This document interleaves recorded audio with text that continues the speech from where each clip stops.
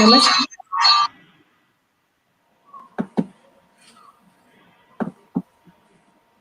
नमस्कार, alternate media में एक बार आपका फिर से स्वागत है। हमारे साथ हैं डॉक्टर गौरव प्रधान। सर को किसी इंट्रोडक्शन की ज़रूरत नहीं है, यहाँ पे आधे से ज़्यादा उनके फैन्स हैं जो जुड़े हुए हैं। और हमारा आज का टॉपिक है यूपी इलेक्शंस 2022 मिनी महाभारत।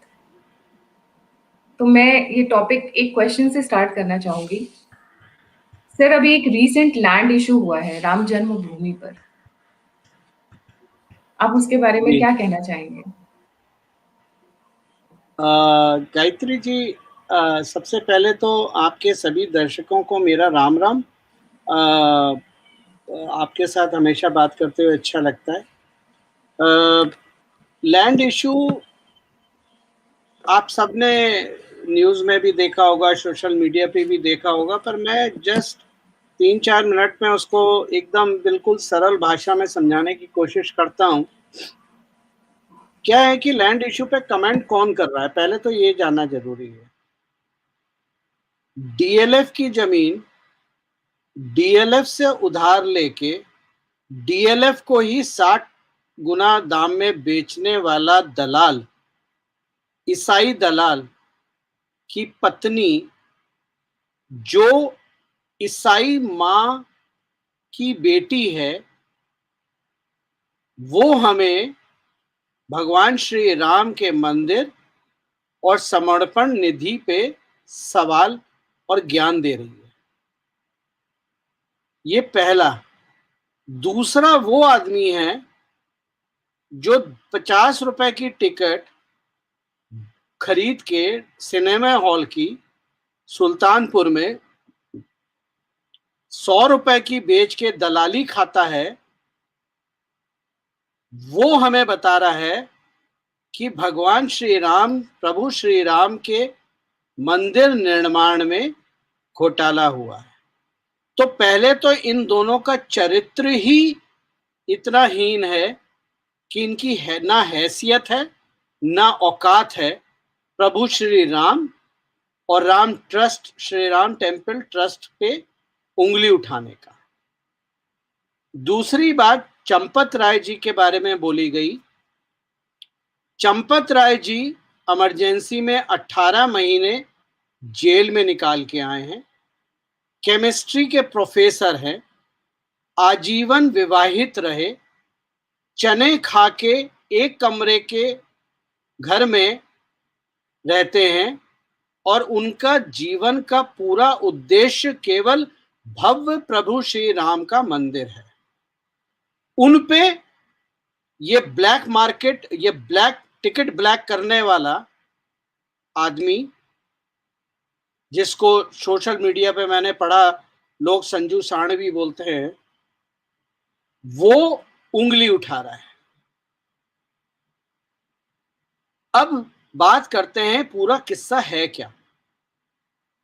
2011 में पाठक परिवार ने डिसाइड करा कि उन्हें अपनी लैंड बेचनी है। 2011 में सुल्तान अंसारी प्लस 8 लोग और, यानी टोटल 9 लोगों ने डिसाइड करा कि हम वो जमीन खरीदेंगे। जैसे हमारे यहाँ यूपी में जब शादी होती है, विवाह तय होता है, तो एक तिलक की सेरेमनी होती है जिसमें हम लड़के को कुछ शगुन देते हैं, जिसको रोका भी बोला जाता है देश के विभिन्न हिस्सों में। और ये चीज निश्चित की जाती है कि अब इस लड़के की इस लड़की से विवाह होगा, जिसको अर्बन सिटीज में या मॉडर्न मिडिल क्लास में रिंग सेरेमनी के नाम से भी जाना जाता है। तो 2011 में जब दो पार्टी एग्री हो गई, तो सुल्तान अंसारी ने 10 लाख रुपए पाठक परिवार को दिए एज ए रोका। लेकिन क्योंकि मामला जमीन का था, तो लीगल फॉर्मेलिटीज जरूरी होती हैं, तो एग्रीमेंट ऑफ सेल करा गया। मतलब कि हाँ, हम जमीन खरीद रहे हैं और पाठक परिवार जमीन बेच रहा है। उसमें एक जो क्लॉज था वो ये था कि इस जमीन के जो भी 1-2 करोड़ रुपए तय हुए हैं वो हम 3 साल में वापस करें, 3 साल में पाठक परिवार को देंगे। 3 साल पूरे होने से पहले वो जमीन कानूनी दांव पेच में फंस गई, उस पर सिविल लिटिगेशन हो गया। भारत में लैंड माफिया जैसे काम करता है, जमीन को हड़पने का सबसे अच्छा तरीका होता है उस पर लिटिगेशन कर दो ताकि वो जमीन अगले 10-20 साल तक कोर्ट के झंझट में ही फंस जाए। जो सेल ऑफ एग्रीमेंट 3 साल का हुआ था उसकी मुनाद पूरी होनी थी 2014 में। क्योंकि लिटिगेशन था और दोनों पार्टी अभी भी एग्री करती थी कि हम जमीन को बेचेंगे और सुल्तान अंसारी प्लस 8 लोग जमीन को खरीदेंगे, तो सेल एग्रीमेंट की जो मियाद थी 3 साल की, उसको आगे बढ़ाने के लिए सेल एग्रीमेंट को रिन्यू करा गया। फिर भी लिटिगेशन खत्म नहीं हुआ, जमीन का केस चलता रहा, तो 2019 में फाइनली फिर से इसको रिन्यू करा गया 3 साल के 3-4 साल में, कि हमारी अभी भी एग्रीमेंट है कि हम जमीन को खरीदेंगे और जो भी पैसे थे 1-2 करोड़ रुपए उसमें हम खरीदेंगे और आगे फिर लेंगे। 2019 के जून में किसी तरह से केस का जजमेंट आया और कोर्ट का, और जमीन लिटिगेशन फ्री हो गई। पाठक परिवार जीत गया।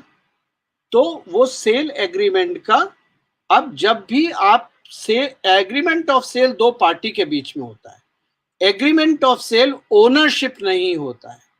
ओनरशिप के लिए, जिसको यूपी में बेनामा बोला जाता है और इंग्लिश में सेल डीड बोला जाता है, वो करी जाती है ओनरशिप के लिए। यानी अब सुल्तान अंसारी और 8 लोग और जिन्होंने वो जमीन खरीदी थी, वो अब मालिकाना हक के लिए सेल डीड के लिए जाते। इस बीच राम मंदिर का जजमेंट 9 नवंबर 2019 को आ गया। जजमेंट आते ही जो श्री अयोध्या धाम की भूमि है उसकी कीमत बढ़ गई। सरकार ने उसका सर्कल रेट बढ़ा दिया। यानी कुछ, अब मैं सर्कल रेट क्या था उसमें नहीं जाना चाहता, पर सर्कल रेट बढ़ा दिया। लेकिन क्योंकि एक व्यवस्था थी, पाठक परिवार और सुल्तान अंसारी प्लस 8 लोग, उनको वो ऑनर करनी थी और वो सेल डीड होनी थी। इस बीच न्यास ने भव्य राम मंदिर बनाने के लिए और श्री अयोध्या को पूरी तरह से एक श्री राम धाम बनाने के लिए आसपास की जमीनें भी खरीदनी शुरू करी, तो उनको भी वो जमीन सर्किल रेट पे ही खरीदनी होती है। क्योंकि ये कानून होता है कि सर्किल रेट हमेशा minimum price to be paid होता है, ना कि मैक्सिमम प्राइस।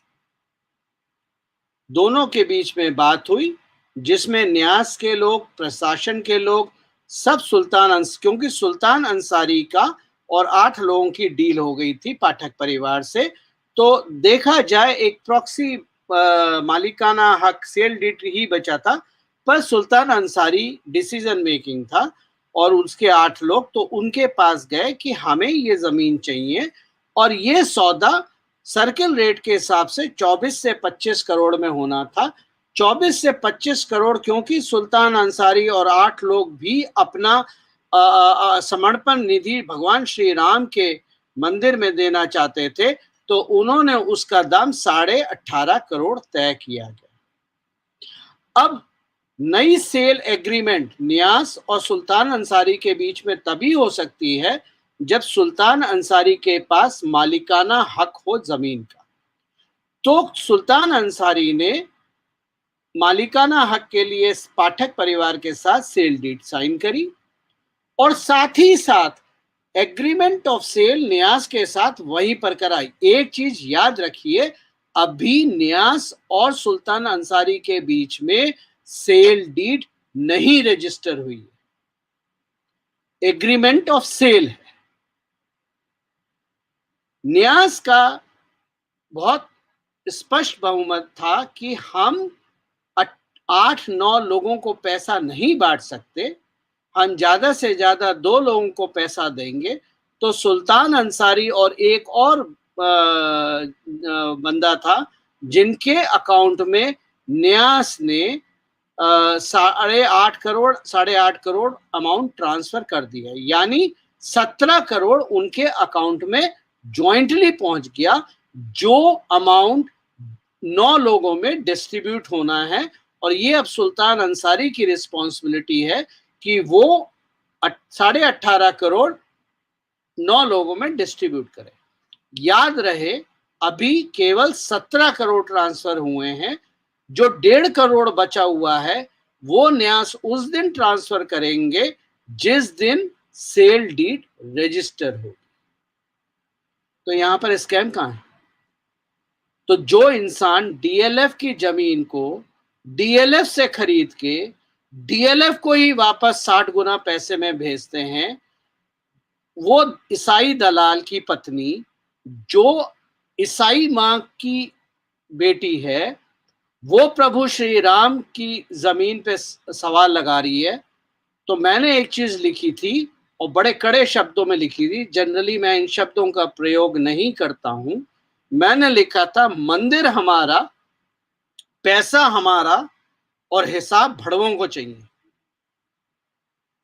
18 करोड़ तो कुछ नहीं, अगर 18,000 करोड़ भी होगा तो हम हिंदू 18,000 करोड़ इकट्ठे करेंगे भगवान प्रभु श्री राम का मंदिर बनाने के लिए, और पूरी अयोध्या को श्री अयोध्या धाम बनाने के लिए जो भी निधि चाहिए वो हिंदू, दुनिया भर का हिंदू इकट्ठा करेगा। जो निकम्मे नकारा हैं वही हिंदू सवाल उठा सकते हैं, क्योंकि सवाल उठाने वाला संजय सिंह जो ब्लैकमेलर है, जो टिकट का ब्लैकमेल करता था, जो टुच्चे पने की राजनीति करता है और जिस पे नंबर ऑफ केसेस है, उसकी हैसियत नहीं है और उसकी औकात नहीं है भगवान प्रभु श्री राम के मंदिर पे उंगली उठाने की या न्यास पे उंगली उठाने की।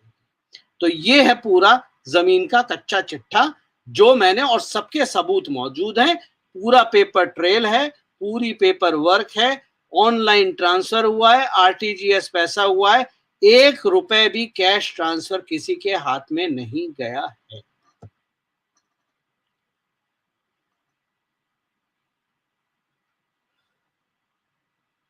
गायत्री जी। जी, तो इस चीज को स्कैम का रूप देने के लिए काफी लोग इकट्ठे आए थे। संजय सिंह तो सिर्फ सामने में थे, रिंग मास्टर कोई और था, टॉमी वो थे, ओनर कोई और था। देखिए, यूपी को समझने के लिए मेरे चैनल पे, गौरव प्रधान यूट्यूब चैनल पे एक वीडियो पड़ा हुआ है जो मैंने 2019 के चुनाव से पहले डाला था, चुनाव के बाद नहीं डाला था।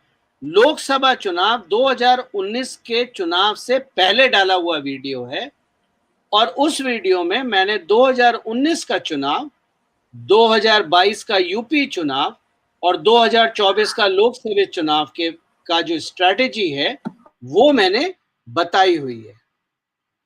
आप कितना भी राहुल गांधी को आगे कर दीजिए, आप राहुल गांधी को अध्यक्ष बना दीजिए, आप सोनिया गांधी को कांग्रेस का अध्यक्ष बना दीजिए, 2014 की हार के बाद कांग्रेस की डोर और कांग्रेस की हर हरकत केवल एक व्यक्ति संभाल रहा है, और उसका नाम है प्रियंका वडेरा। बाकी कोई कुछ नहीं कर रहा। प्रियंका वडेरा में इंदिरा गांधी और सोनिया गांधी की जो कमीनापंती है वो कूट कूट के भरी हुई है, और मैंने इसे कई बार लिखा हुआ है, she is the most dangerous woman in Congress. तो आप देखिए 2019 में आते हैं, या 2019 को भूल जाओ, 2017 से बात करते हैं। 2017 में कोशिश क्या थी, जो बज़वर्ड था वो क्या हो रहा था, राहुल गांधी जनेऊधारी हैं, शिव भक्त हैं, राहुल गांधी मंदिर जा रहे हैं, राहुल गांधी प्रियंका गांधी कलावा पहन रहे हैं, कसाब ने भी कलावा पहना था। तो जितने मलेच्छ आते हैं भारत में प्रभु श्री राम के यज्ञ में विघ्न डालने, वो राक्षस रूप जो होता है वो मानव रूप धर के ही आते हैं, हिंदुओं का रूप धर के ही आते हैं, भगवा पहन के ही आते हैं। 2017 में आपने राहुल गांधी को ब्राह्मण साबित करने की कोशिश करी। राहुल गांधी को उस वक्त लोगों की याददाश्त कमजोर होती है, उस वक्त जो सबसे इंपॉर्टेंट चीज खबरों में चली थी और सोशल मीडिया में चली थी वो ये थी कि राहुल गांधी एक ब्राह्मण लड़की से शादी करने वाले हैं। लोग भूल गए इस चीज को, लेकिन उस टाइम स्ट्रैटेजी जो 2017 का यूपी चुनाव था उसमें ब्राह्मणों को अपनी तरफ करने के लिए ही ये खेल खेला गया था, ब्राह्मण वाला। अब आप यूपी को समझिए, मायावती की सरकार हो, मुलायम की सरकार हो, अखिलेश की सरकार हो, ये 5 से 10% का जो स्विंग होता है ये पूरी बाजी पलटता है।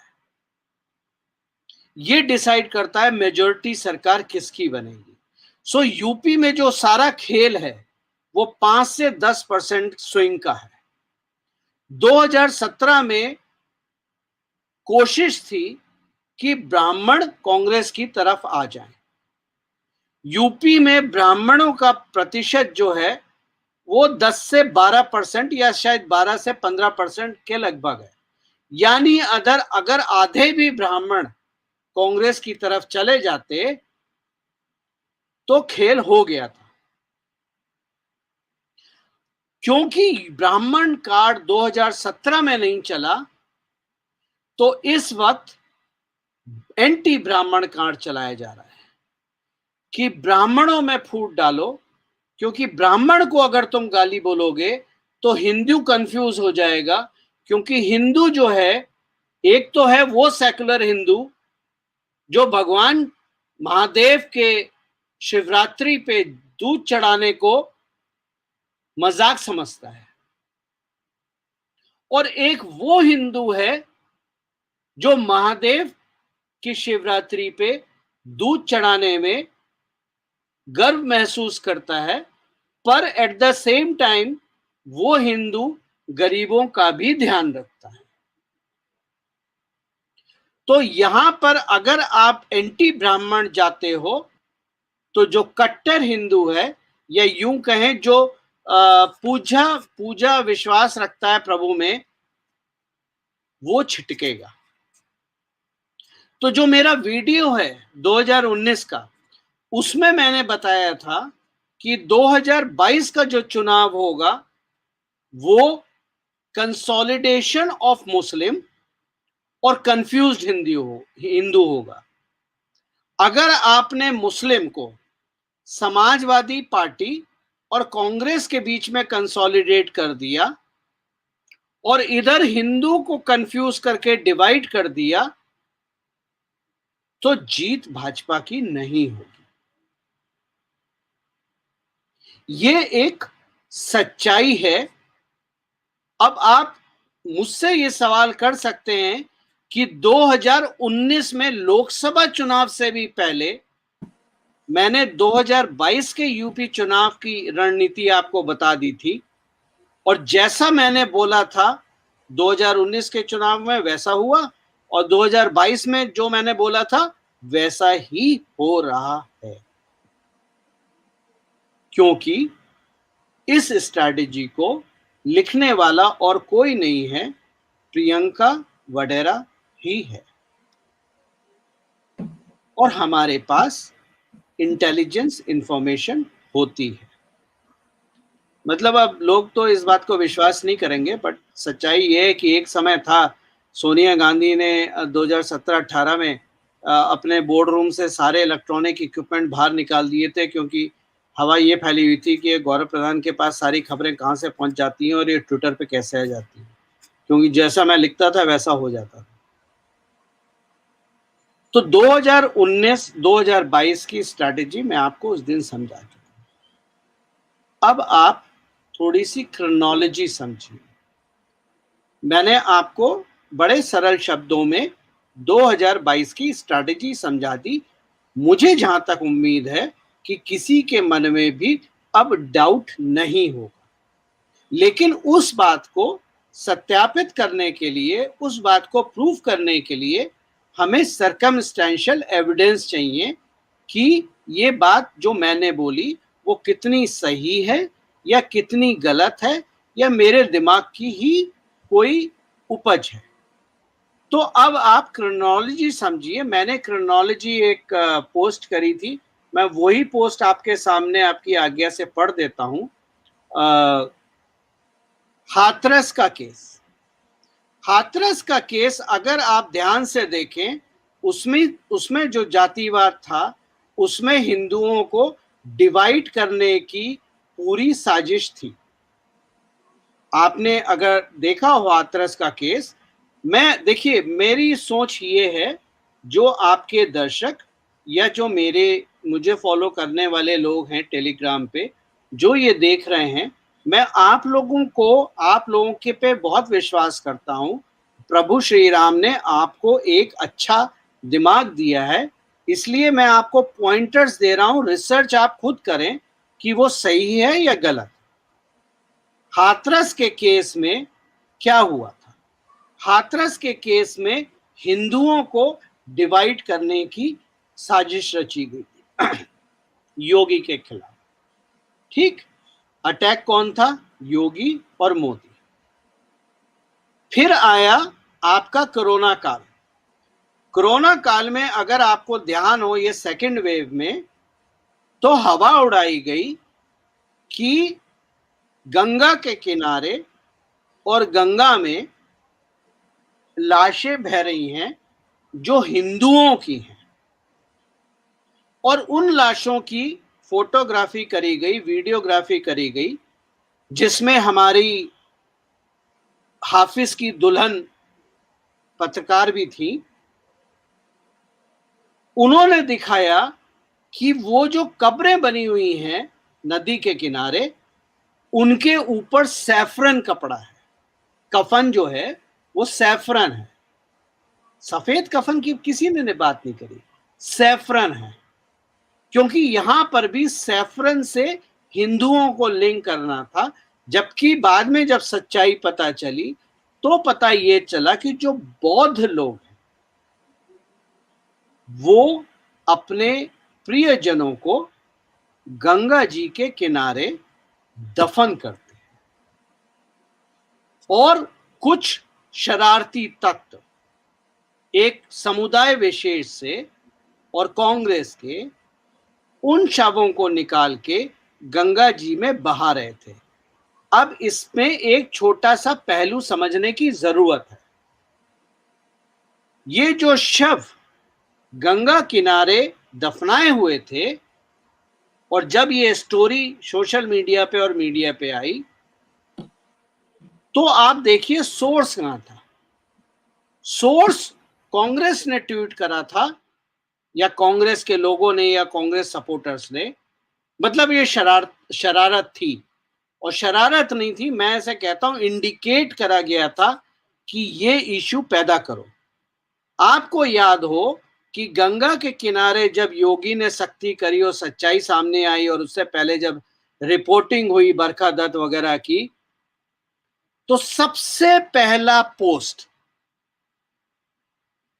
गंगा में बहते हुए कुछ शवों का था, जो 2015 की फोटोग्राफी थी अखिलेश सरकार के टाइम में।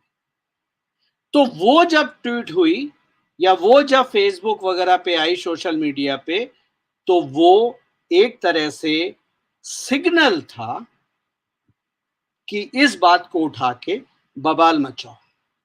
ऑब्जेक्टिव यहां क्या था? फिर वही ऑब्जेक्टिव, डिवाइड हिंदूज।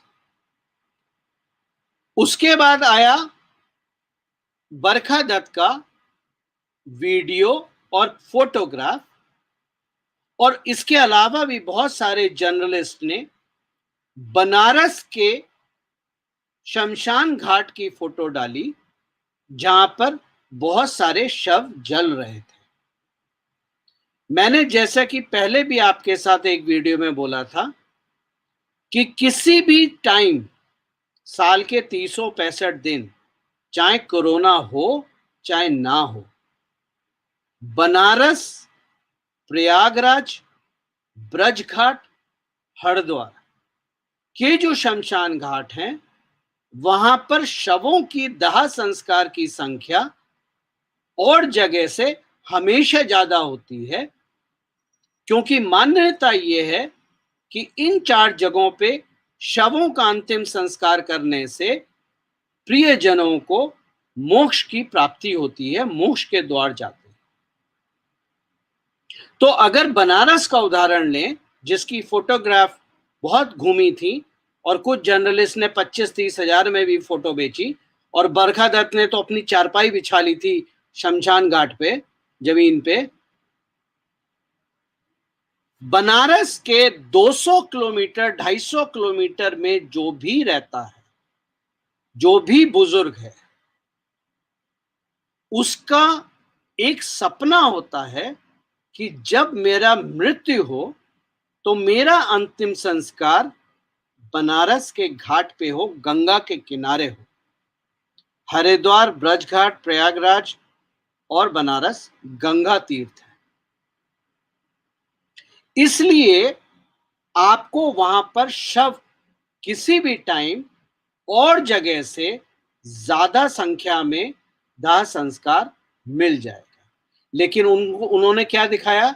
उन्होंने दिखाया कि कोरोना इतना फैल गया है, लाशें जलाने का टाइम नहीं है और पैर रखने की जगह नहीं है। उन्होंने यूनिफॉर्म पिक्चर पेंट करने की कोशिश करी। इससे विचलित कौन होगा? इससे विचलित हिंदू होगा। तो हिंदू जब विचलित होगा तो फिर वही बात, डिवाइड द हिंदूज। अब आप आगे चलिए, जाइए। एंटी ब्राह्मण नैरेटिव, आपको याद होगा प्रियंका गांधी भीम आर्मी का वो जो रावण बदमाश है, उसको अस्पताल में देखने गई थी जब पुलिस ने उसकी ठुकाई लगाई थी। डील तब से है कि मायावती से दलित लोग झटकने हैं, और उसको वो जो सो कॉल्ड अपने आप को रावण बोलता है, रावण तो खैर बहुत प्रख्यात पंडित और विद्वान था, ये तो सड़क छाप बदमाश गुंडा है। तो प्रियंका गांधी ने रावण को ये दिया, भीम आर्मी वाले को, कि मायावती से दलित झटक लो। तो आप देखो, दलित कंसोलिडेशन होगा, और दलित झटकने के लिए आपको क्या करना है? आपको एंटी ब्राह्मण जाना है। जब आप एंटी ब्राह्मण जाएंगे तभी आप दलित को छटक पाएंगे। फिर क्या हुआ? Divide Hindus. उसके बाद आइए, बीच में तो बहुत सारे कांड होते हैं, मैं तो मोटा मोटा बोल रहा हूं। फिर एक शख्स को लॉन्च करा गया जो पिछले कई साल से शांत बैठा हुआ था। उसके मंदिर में तालाब या पानी का स्रोत, चलो वो छोड़ो, दो, वो आया इस्लाम को गाली देने। यहां पर मैं आपको थोड़ा इतिहास में ले जाता हूं।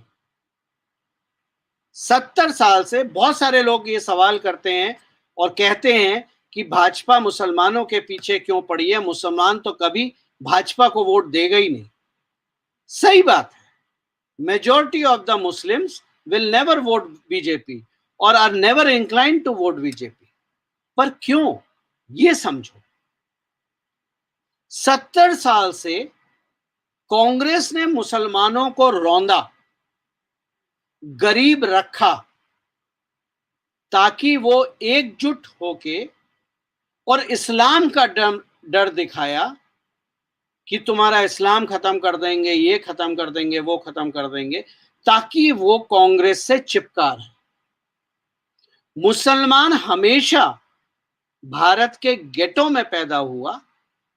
मेजॉरिटी ऑफ मुस्लिम एरिया गेटो से ज्यादा कुछ नहीं है, लेकिन कांग्रेस ने 70 साल उन्हें रौंद के रखा।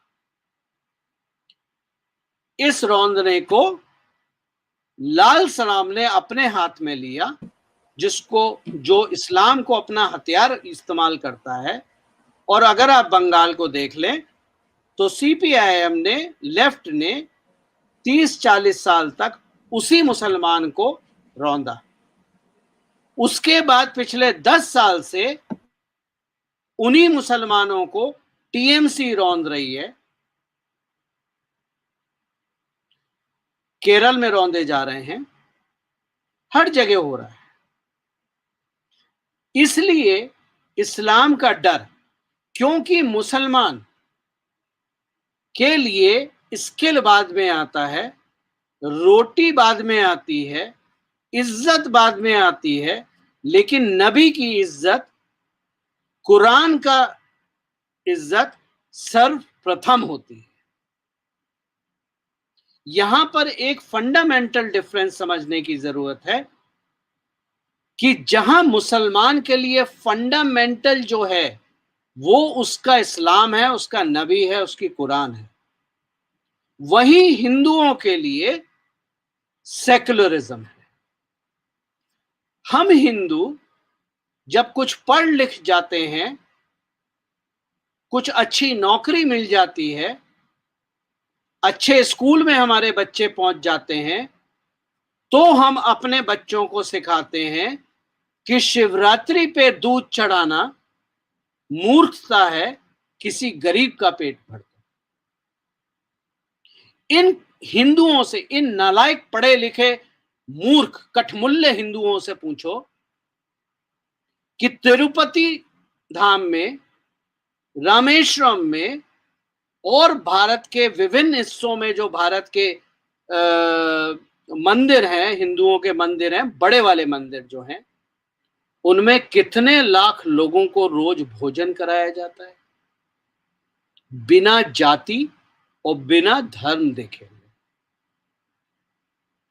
तो हम हिंदू दूध भी चढ़ाते हैं, लेकिन हम हिंदू गरीबों का पेट भी भरते हैं। अभी कोरोना की सेकेंड वेव में हम लोग तो बहुत छोटे लोग हैं, ज्यादा कुछ नहीं कर सकते थे। 2 महीने के अंदर हमने कुछ 5 लाख पैकेट अस्पतालों के बाहर गरीबों में बांटे हैं, जो अपने प्रियजनों को अस्पताल में एडमिट करे हुए थे कोरोना काल में। पूरे भारतवर्ष में, मैंने अकेले नहीं करे हैं, बहुत सारे लोग हमारी जो टीम में जुड़े हुए हैं उन्होंने करे हैं। हमने किसी का धर्म देख के, किसी की मजहब देख के, किसी की जाति देख के पैकेट नहीं दी, इंसानियत के नाते दी। तो आप देखिए, इसी चीज को कैश करने के लिए एक व्यक्ति को लॉन्च करा जाता है, जो आके क्या करता है, जो आके इस्लाम को गाली देता है, कुरान को गाली देता है और नबी को गाली देता है। ये व्यक्ति उस जगह रहता है जहां 95% मुसलमान रहते हैं, और जो मुसलमान कुरान, नबी और इस्लाम को गाली देने पे आपकी गर्दन काट देते हैं, चाहे दुनिया में कहीं पर भी हो, वो इस व्यक्ति को, जो कि 95% मुसलमानों से घिरा हुआ है, एक कंकड़ नहीं फेंकता।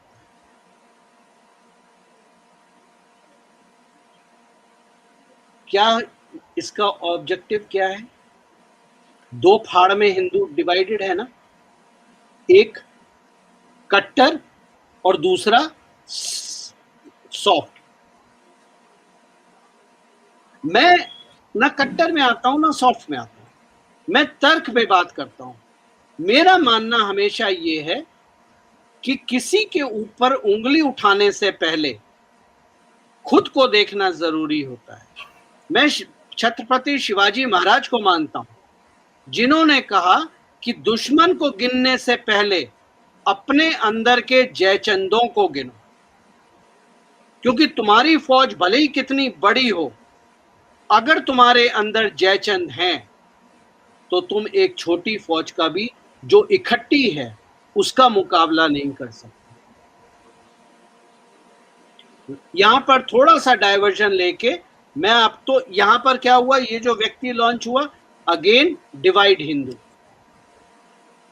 अब हिंदुओं के साथ डिवाइड प्रॉब्लम हिंदूज, क्या है? Sorry, divide Hindus plus divide Hindus plus साथ में मुस्लिम्स को ये फीलिंग दे देना हाँ, कि भाई बीजेपी इज मैं एंटी एंटी मुस्लिम पार्टी। मैं वहीं आ रहा हूं गायत्री जी, वही मैं डाइवर्जन ले रहा हूं कि 2019 में जो मैंने बोला था 2022 के लिए consolidate Muslim and confuse Hindu, वही हो रहा है ना। इस एक्ट से जो इस व्यक्ति के कर्म कांड हैं, अभी लोनी का केस हुआ, इस व्यक्ति ने कुछ नहीं बोला है। राम जन्मभूमि की जमीन का केस हुआ, इस व्यक्ति ने कुछ नहीं बोला है। क्यों नहीं बोला? ये तो सबको, सारे यूट्यूब चैनलों को इसके लोग फोन कर करके बोलते हैं कि भाई बुला लो बुला लो बुला लो, सेशन करवा लो। लेकिन राम जन्मभूमि की लैंड के इशू पे और लोनी में जो कल परसों जो उसका जो शोर मच रहा है, उस पे पिन ड्रॉप साइलेंस।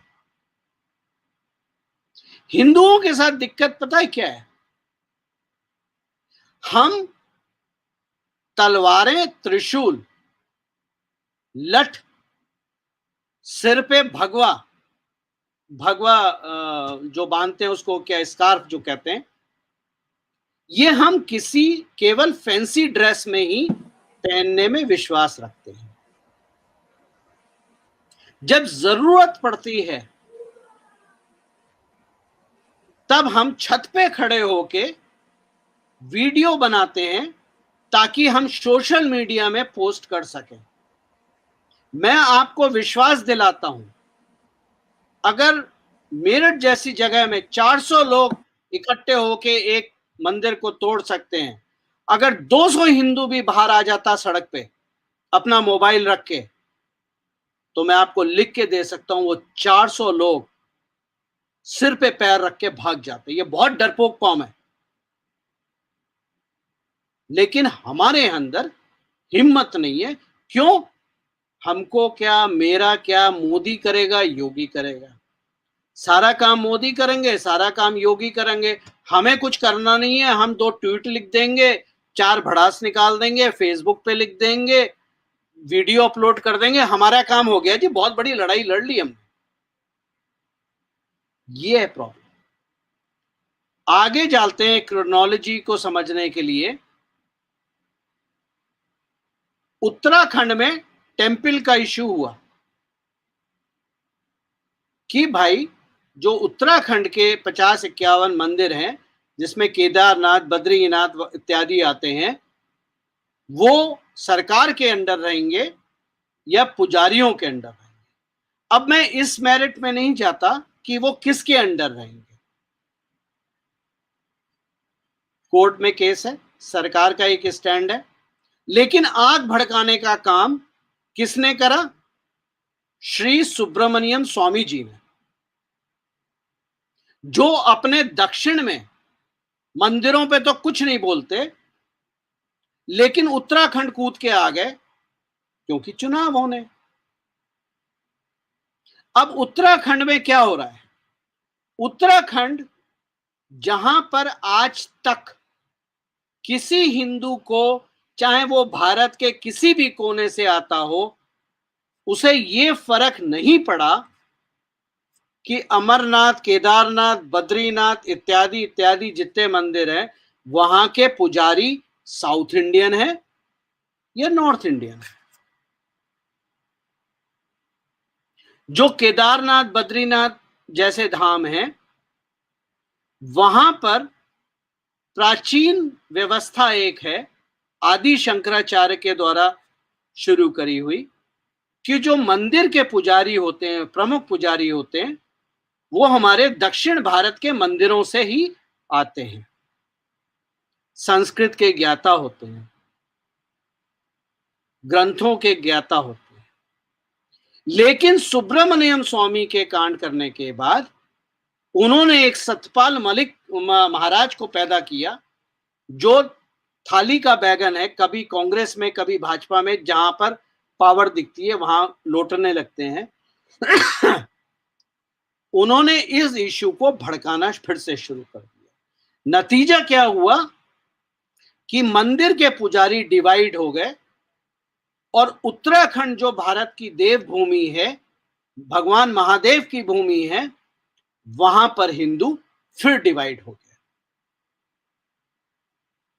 मैं उत्तराखंड यहां पर इसलिए इस्तेमाल कर रहा हूं क्योंकि एक तरफ यूपी प्रभु श्री राम की भूमि है, तो दूसरी तरफ उत्तराखंड महादेव की भूमि है, और ये दोनों भूमि हमें किसी भी कीमत पे हिंदुओं के हाथ से नहीं जानी चाहिए।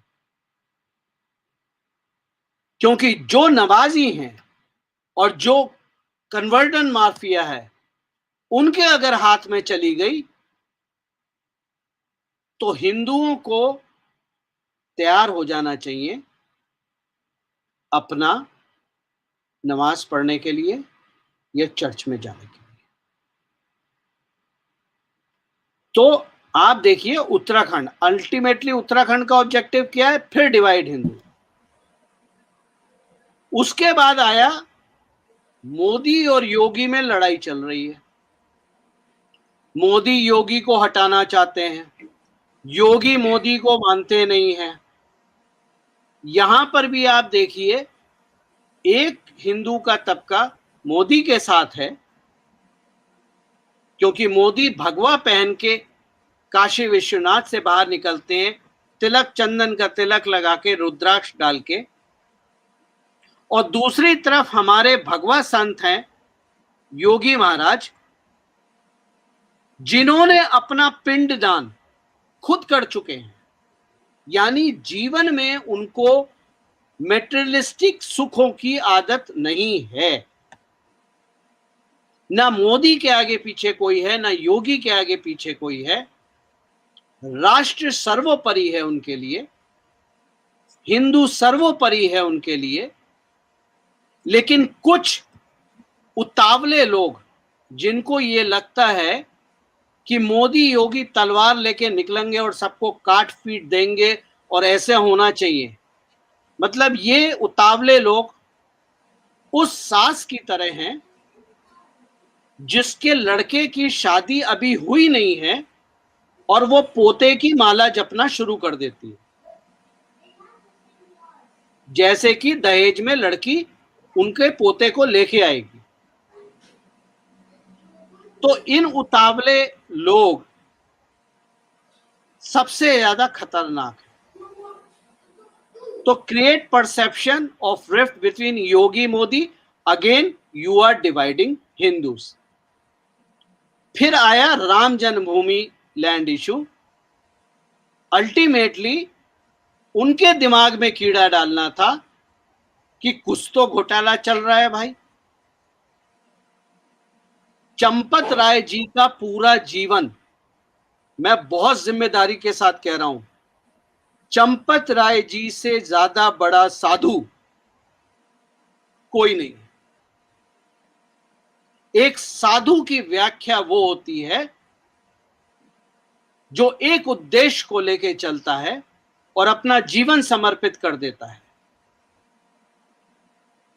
तो ये ब्लैक टिकट में बेचने वाले और डीएलएफ की जमीन को हड़पने वाले और 60 गुना में बेचने वाले, क्या ये चंपत राय का बराबरी भी कर सकते हैं? चंपत राय जी मन से, तन से, धन से, कर्म से साधु हैं, भगवा नहीं पहनते। क्योंकि मैंने हमेशा बोला है, भगवा पहनने का अर्थ ये नहीं है कि आप साधु हो। रावण भी सीता को हरण करने भगवा में आया था, वो साधु नहीं था। सीता माता को हरण करने रावण भगवा में आया था। तो ये परसेप्शन है लोगों को डिवाइड करने का, और ये सारा खेल है वो 5 से 10% हिंदुओं को भाजपा से झटकने का, योगी से, क्योंकि जब आप लैंड की इशू करते हो तो क्या होता है, क्वेश्चन मार्क आप योगी पे लगाओगे, क्योंकि उस न्यास के शायद चेयरमैन योगी जी हैं, या योगी की देखरेख में वो न्यास काम कर रहा है, या राम मंदिर का निर्माण हो रहा है, तो सीधी सीधी उंगली आपने योगी पे उठाई, यहां पर आपने हिंदुओं को डिवाइड करा। अब अब हिंदू की प्रॉब्लम क्या है, हिंदू पैदाइशी कंफ्यूज है। मैंने अभी आपको बोला कि 70 साल रौंदने के बाद कांग्रेस, सीपीएम, टीएमसी, हर पार्टी के रौंदने, ओबीसी हो, समाजवादी पार्टी हो, सबके रौंदने के बाद भी मुसलमान उनके साथ खड़ा है, और उसका मुख्य कारण है इस्लाम, नबी की इज्जत, कुरान की इज्जत। हम हिंदू इतने कंफ्यूज हैं कि हम किसी के साथ खड़े ही नहीं हो सकते, क्योंकि हमें प्याज, टमाटर, पेट्रोल, डीजल के आगे देखने की आदत ही नहीं है। हमें 100 रुपए टैक्स रिबेट मिल जाता है तो हमें लगता है हमने पता नहीं क्या तीर मार लिया। आज तक आपने या किसी भी दर्शक ने मुसलमान को रिजर्वेशन के लिए लड़ते हुए देखा है? हिंदू लड़ता है, क्योंकि इंटाइटलमेंट की बीमारी है हमें। जी। और इस फॉल्ट लाइन को कांग्रेस, समाजवादी पार्टी जैसी पार्टियां एक्सप्लॉइट करती हैं, और हम एक्सप्लॉइट होते हैं। क्योंकि आप देखिए पढ़े लिखे हिंदुओं को, और मैं पढ़े लिखे बहुत स्ट्रांगली बोल रहा हूं, मेरी पत्नी स्कूल में टीचर है, वो बताती हैं कि जब कृष्ण जन्माष्टमी आती है तो भगवान श्री कृष्ण का रोल प्ले करने के लिए कोई बच्चा आगे आता नहीं है, आपको जोर जबरदस्ती करना पड़ता है। माताजी, पिताजी बच्चे के जो है कॉस्ट्यूम खरीदने में या कॉस्ट्यूम में खर्च करने में आनाकानी करते हैं, लेकिन यही माता पिता सेंटा क्लॉज बनाने के लिए स्कूल से लड़ते हैं। आप भारत में निकल जाइए, आप भारत की बात छोड़ दीजिए, आप यूपी में आइए मेरे साथ, मैं आपको यूपी में 85 सैकड़ों ऐसे स्कूल दिखा दूंगा जिनका नाम saint Peter, saint Thomas, saint Franklin, saint Mother Teresa इत्यादि नाम है। लेकिन उन सब के पीछे स्कूल कौन चला रहा है? कोई हिंदू चला रहा है, क्योंकि इनका नाम बेचने से धंधा बढ़ता है। हम धंधे ओरिएंटेड हो गए, हमारे अंदर वो स्वाभिमान है ही नहीं, अपने धर्म के प्रति, अपने राष्ट्र के प्रति कोई स्वाभिमान नहीं है। विश्वास मानिए, इस देश को 800 साल की इस्लामिक गुलामी और 200 साल की अंग्रेजी गुलामी और 70 साल की कांग्रेस गुलामी के पीछे अगर कोई है तो हिंदू है। इसलिए मैं बोलता हूं कि इस्लाम को गाली देने से क्या होगा, हदीस और कुरान में क्या लिखा है वो पढ़ने से क्या होगा। गीता पढ़ो, महाभारत पढ़ो, रामायण पढ़ो।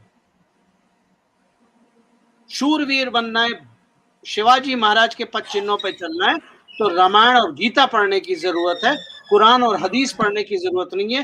क्योंकि दुश्मन को गिनने से जंगें नहीं जीती जाती, अपने अपनी अपनी सेना में जयचंदों को निकालने से ही जंगें जीती जाती। हिंदू महारथियों के पीठ में छुरा घोंपने वाला हमेशा एक हिंदू ही मिलेगा, और यही वो फॉल्ट लाइन है जो पिछले 1000 साल से एक्सप्लॉइट होती आई है, और वही जो फॉल्ट लाइन है उसको अब यूपी में एक्सप्लॉइट करा जा रहा है 2022 के चुनाव के लिए। क्योंकि हम हिंदू सवाल पूछने में विश्वास रखते हैं, हम हिंदू खुद काम करने में विश्वास नहीं रखते। हम 4 ट्वीट लिख देंगे, 2-4 फेसबुक पोस्ट डाल देंगे, इधर उधर लाइक कर देंगे, 10-20 लोगों को गाली दे देंगे और हमारी देशभक्ति पूरी होगी। तो ये है यूपी चुनाव का क्रक्स आज की डेट में। आने वाले समय में आज से लेके अगर मैं कहूं तो अगले 8 महीने जब तक आखिरी वोट नहीं पड़ जाता है, यूपी बहुत सेंसिटिव रहेगा। यहाँ पर हर पल कोशिश की जाएगी कि किस तरह से हिंदुओं को डिवाइड करा जाए और मुसलमान को कंसोलिडेट करा जाए। पिछले 7 साल से भारत में बहुत कोशिशें हुई हैं और क्योंकि आप लोगों को पता नहीं चलती हैं, क्योंकि कोशिशें जो हमारे सैनिक लोग हैं जो यूनिफॉर्म नहीं पहनते हैं, पर्दे के पीछे काम करते हैं, उन्होंने हजारों ऐसे अटेम्प्ट को मतलब खत्म करा है जहां पर कोशिश करी गई कि हिंदू और मुस्लिम के बीच में राइट्स भड़के। अगले 8 महीने उत्तराखंड और उत्तर प्रदेश महादेव की भूमि और भगवान श्री राम की भूमि में बहुत कोशिश करी जाएगी कि किसी तरह से हिंदू मुस्लिम दंगे भड़कें। और ये कोशिश आज की नहीं है, जो अभी लोनी में हुआ है, जिसमें वीडियो बाहर आया, जिस वीडियो में कोई कभी वॉइस ही नहीं थी और जय श्री राम की बात करी गई थी, वो उसका एक ही उद्देश्य था कि किसी तरह से दंगे भड़क जाएं, क्योंकि वो जो लोनी है गाजियाबाद का एरिया है, वो एक सेंसिटिव एरिया है, वहां दंगे भड़कने में देर नहीं लगती है। मैं सलाम करता हूं उत्तर प्रदेश की पुलिस को कि वक्त रहते उन्होंने ये चीज संभाली और इस आग को भड़कने नहीं दिया, वरना कोई कसर नहीं थी। आप जितना भी टूल किट वालों को देख लीजिए, इन्होंने कोई कसर नहीं छोड़ी थी इसको दंगे भड़काने के लिए। एक मुसलमान की दाढ़ी काटना और ये कहना कि उसको जबरदस्ती जय श्री राम बोलने के लिए फोर्स करा गया, अपने आप में काफी मटेरियल है दंगे भड़काने के लिए। तो आज से 8 महीने तक यूपी और उत्तराखंड के हर नागरिक को, हर हिंदू को बहुत चौकन्ना रहना है। और खास तौर से मेरा हाथ जोड़ के निवेदन है कि सोशल मीडिया, यूट्यूब और जो और माध्यम है, उन पे जो भी कोशिश की जाती है भड़काने की, और ये जो रातों को पैदा हो गए हैं पत्रकार लोग जो पैदा हो गए हैं, इनकी कृपया बातों पे आंख बंद के विश्वास मत कीजिए। ये सब यहां पर कमाने आए हैं, इन सब का उद्देश्य अपने कमाना है। यहां आपकी तरह गायत्री जी और मेरी तरह लोग नहीं बैठे हैं जिन्होंने अपना चैनल मोनेटाइज नहीं करा हुआ है और हमें एक पैसा इसका नहीं मिलता है। चाहे मैं 2 घंटे बोलूं या 4 घंटे बोलूं या 40 चैनल में बोलूं, मुझे कोई चाय भी नहीं पिलाता, क्योंकि मुझे लगता है इस देश का नागरिक होने के नाते देश को सही दिशा और सच्चाई बताना मेरा कर्तव्य है। ये कोई मैं किसी पे एहसान नहीं करता। तो ये कहानी है उत्तर प्रदेश के आने वाले चुनाव की और उत्तराखंड के आने वाले चुनाव की। मेरे लोगों से केवल एक निवेदन है, आंख बंद करके मोदी और योगी जी के पीछे खड़े हो जाइए और दृढ़ निश्चय कीजिए कि नेतृत्व जो भी डिसीजन लेगा वो भारत के, यूपी के, उत्तराखंड के और हिंदुओं के हित में ही है। इतना विश्वास मैं आपको दिला सकता हूं। आप मुझे इसके लिए अंधभक्त बोलिए, भक्त बोलिए, मैं गर्व से बोलता हूं कि मैं भक्त हूं, क्योंकि मैं राष्ट्र को सर्वोपरि रखता हूं और हिंदू मेरी आस्था है। मेरा जन्म एज सनातनी हुआ था, मेरी पूरा जीवन एक सनातनी निकला है और मेरी अंतिम सांस भी एक सनातनी के तरह ही निकलेगी। इतना मेरे को कहना है। गायत्री जी, अब आप सवाल पूछ सकते हैं। जी सर, एक जो अलायंस निकल के आ रहा है समाजवादी पार्टी और कांग्रेस में, बंटी बबली के जैसा प्यार हो गया है आजकल, और उनका जो वेपन है सुपारी किलर आप, ये तीनों एक साथ खड़े हो गए हैं वर्सेस योगी।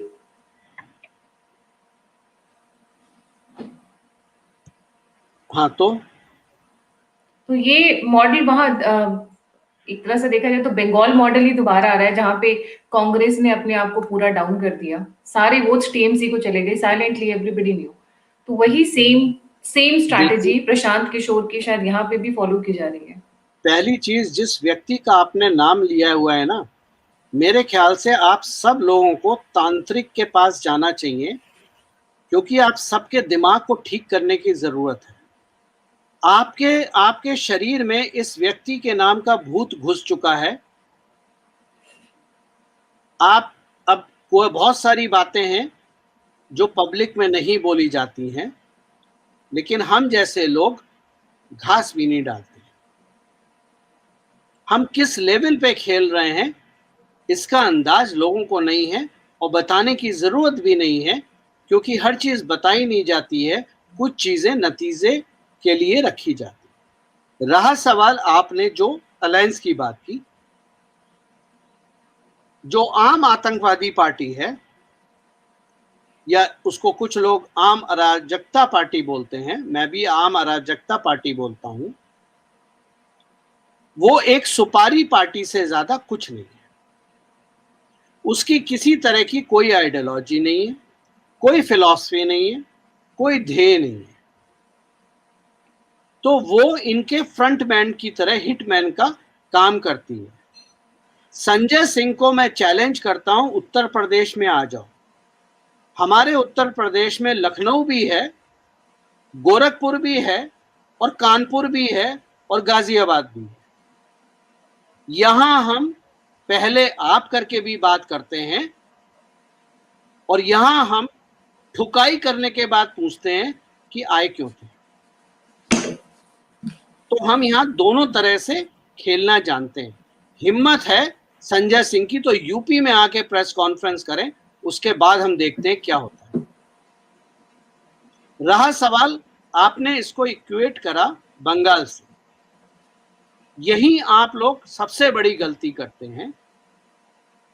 स्टेक होल्डर भले ही सेम हो, स्ट्रेटेजी अलग अलग हो या एक हो, लेकिन प्लेयर अलग होता है। मैं आपको फिर वही बात बोल रहा हूं, बंगाल चुनाव से पहले जिन महारथी को इस्लाम को गाली देने के लिए पैदा किया गया था, बंगाल में उसका बहुत बड़ा खेल हुआ है। लोग विश्वास नहीं करेंगे, लेकिन अगर ध्यान से सोचें, जो मैंने शुरुआत में बात बोली थी कि एक मुसलमान के लिए इस्लाम, नबी और कुरान सर्वप्रथम होती है। भाजपा कभी भी किसी धर्म को गाली नहीं देती है, किसी मजहब को गाली नहीं देती।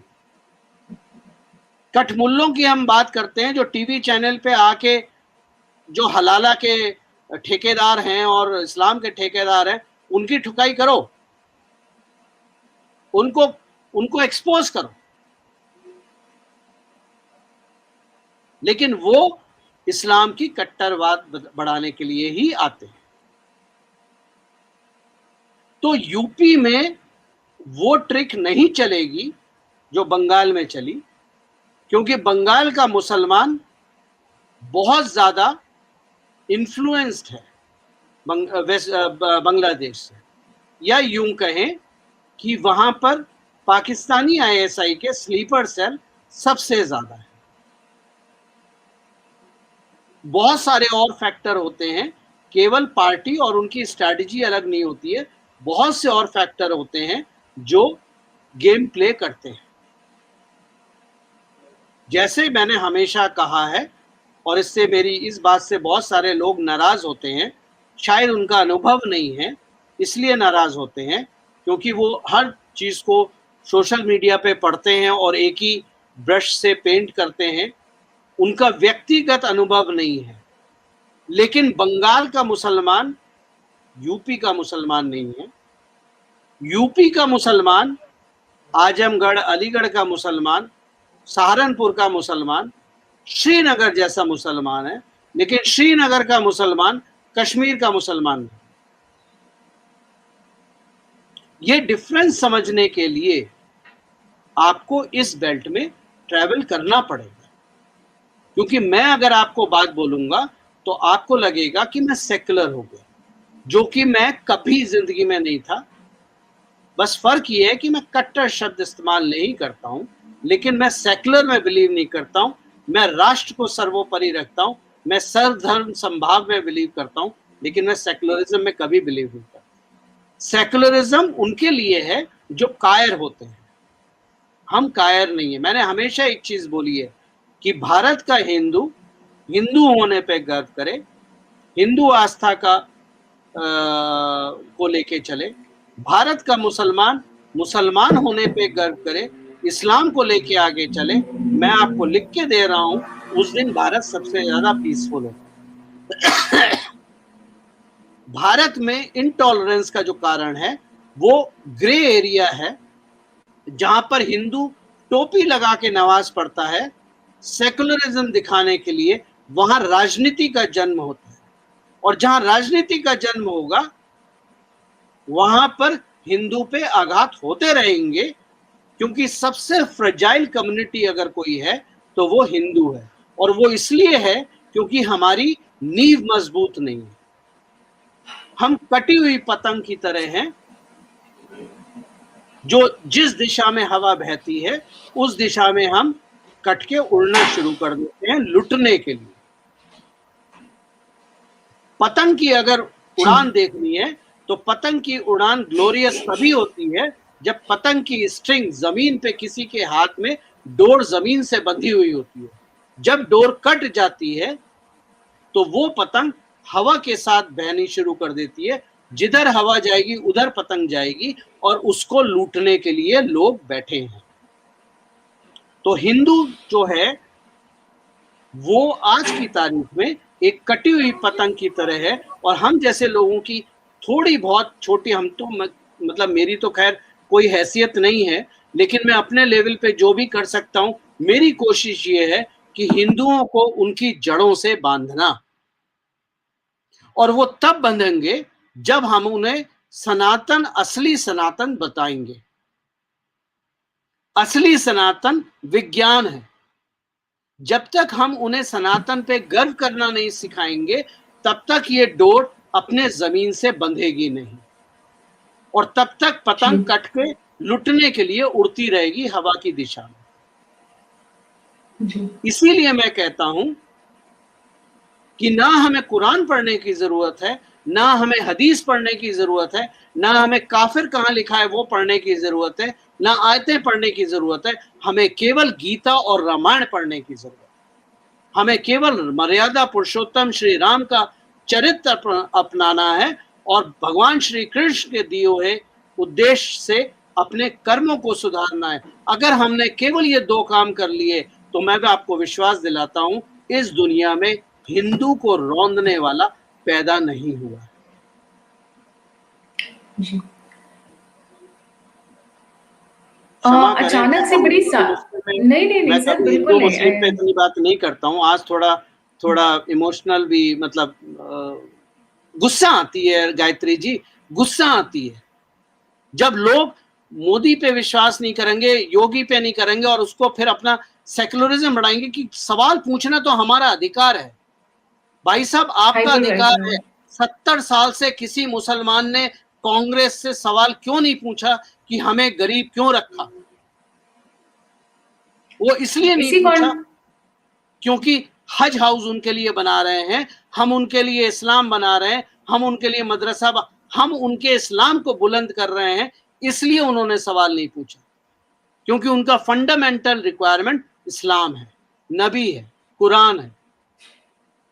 हम तो प्याज टमाटर पे बिकने वाले लोग हैं, हम सरसों के तेल पे नहीं करते हैं।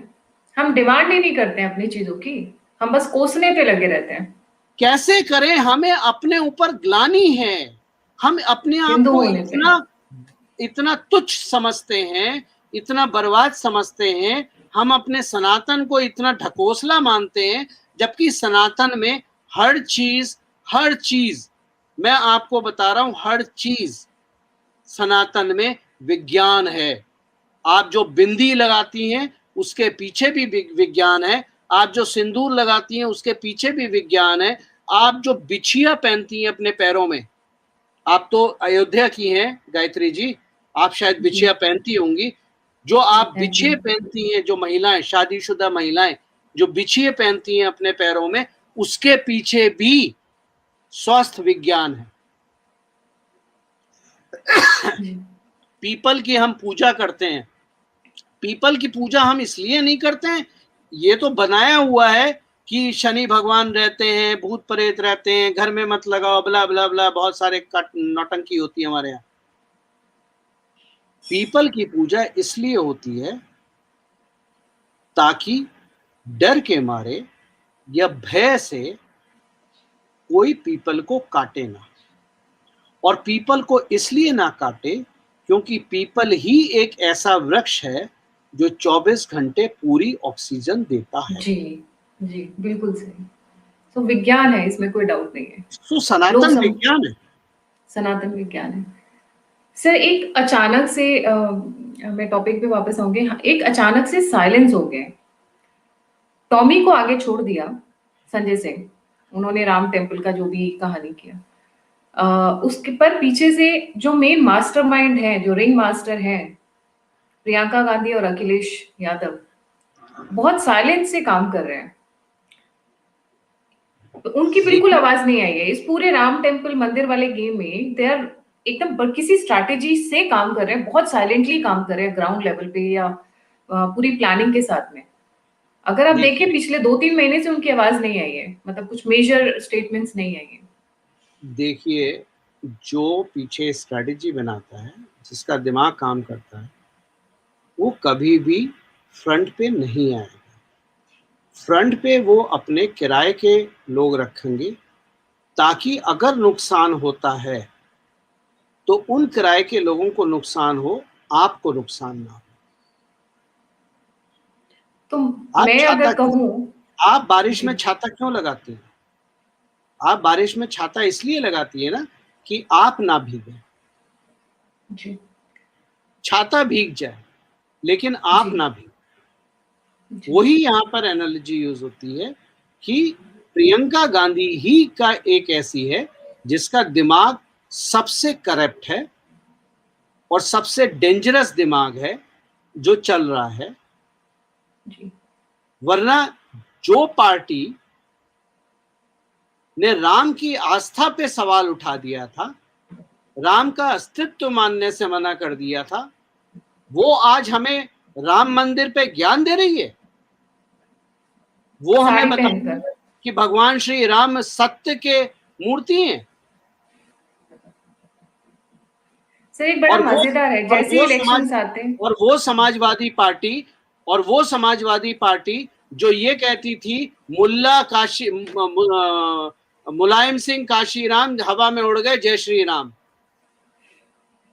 वो समाजवादी पार्टी जिसने सैकड़ों कार सेवकों को गोली से मार के सरयू नदियों में बहा दिया, वो आज हमें राम का पाठ पढ़ाएगी। जी सर एक बहुत मतलब फनी है, इसलिए मैं मिस नहीं कर पा रही हूँ। जैसे ही इलेक्शंस आते हैं, क्योंकि पीछे कुछ टाइम से हिंदू थोड़े एक्टिव हो गए, सेंसिटिव हो गए।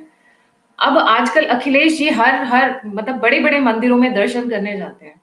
साथ में एक आगे गाड़ी उनकी होती है, पीछे तो प्रियंका दीदी की भी, प्रियंका मैडम की भी गाड़ी होती है, साथ के साथ काफी दर्शन किए जाते हैं। तो ये जो इन लोगों का हिंदू रूप निकल के आता है, ये इलेक्शन के टाइम पे निकल के आता है। जैसे हमारे केजरीवाल जी लास्ट डे पे हनुमान मंदिर पहुंच गए थे दिल्ली में। आप एक बात समझिए, जो अखिलेश आज कर रहा है, जो मंदिर में भाग रहा है, पहले चीज अखिलेश और प्रियंका की जो इक्वेशन है पर्दे के पीछे, वो खुल के नहीं बताई जा सकती, क्योंकि फिर मतलब आप समझ सकती हैं क्या होगा। लेकिन अखिलेश आज वो ही कर रहे हैं जो 2017 में राहुल गांधी ने करा था। मंदिरों में भागना, 2019 में मंदिरों में भागना, कलावा पहनना, हवन करना, ब्राह्मण लड़की से शादी करना। पर सवाल ये है कि ये लोग ये करते क्यों?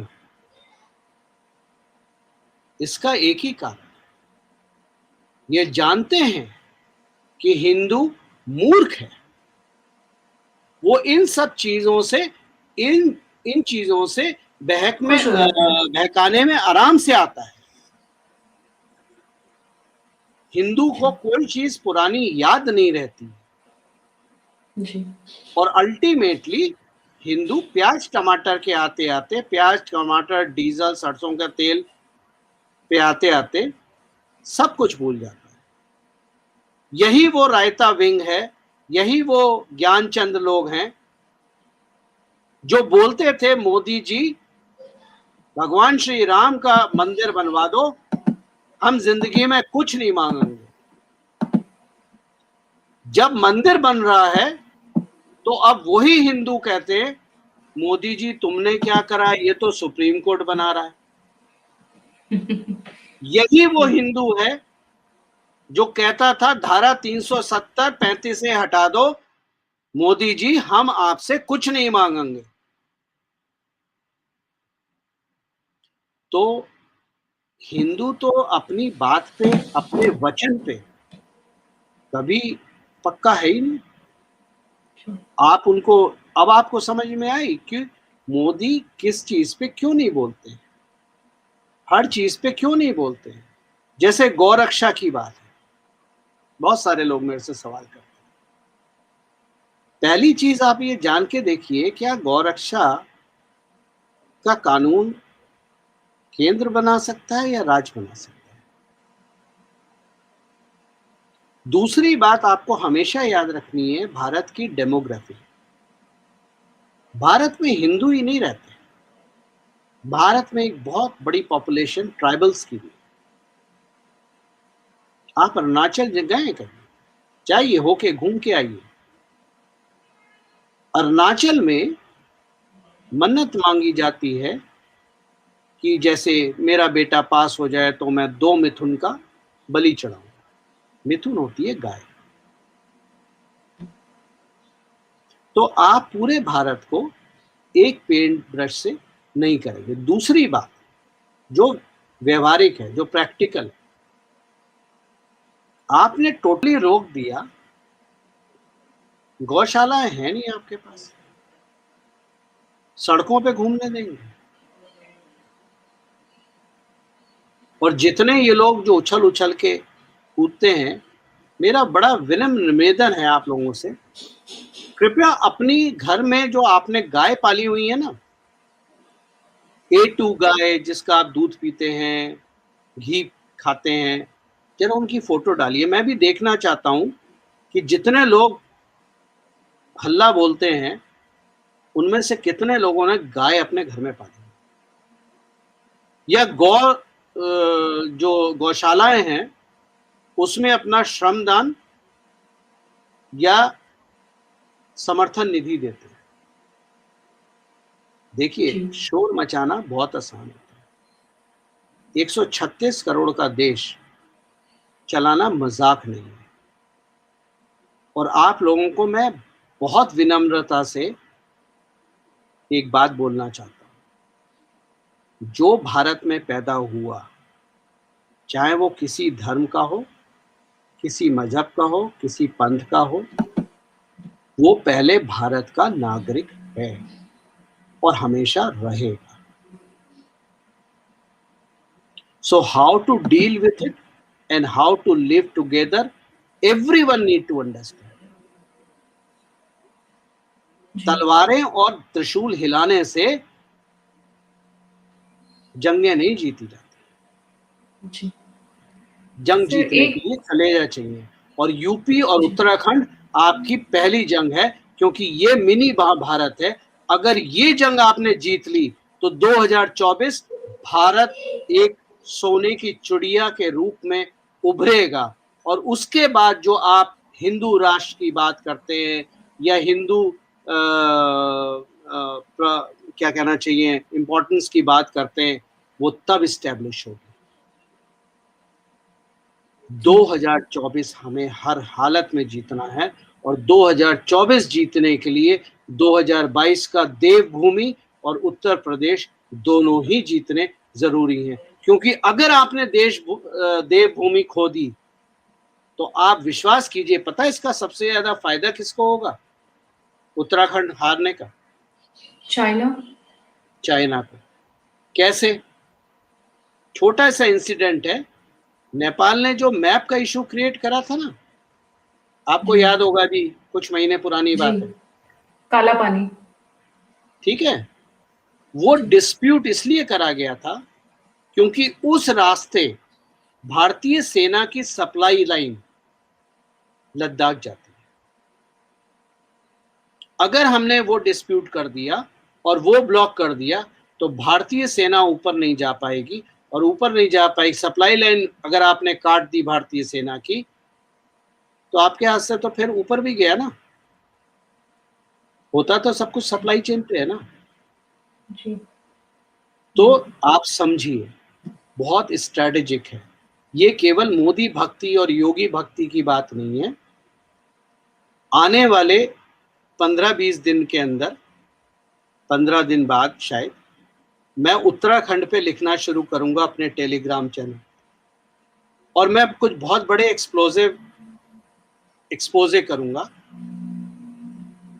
जो हमारे पिछले चीफ मिनिस्टर थे उनके बारे में, और जो भाजपा में बैठे हुए जयचंद हैं जो चाहते हैं कि उत्तराखंड हमारे हाथ से निकल जाए, उनके बारे में बात करूंगा,